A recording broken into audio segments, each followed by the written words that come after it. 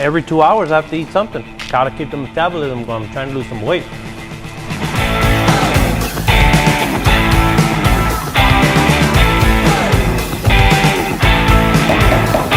This is exactly what I was trying to avoid, but I'm human and shit happens.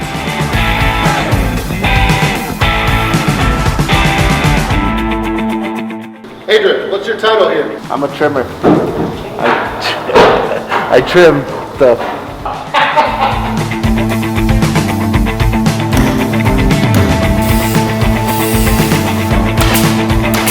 So next step is just final assembly.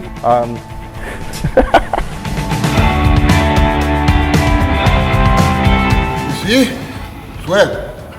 If you put a seat cover and you're not sweating, it's not tight enough. Okay?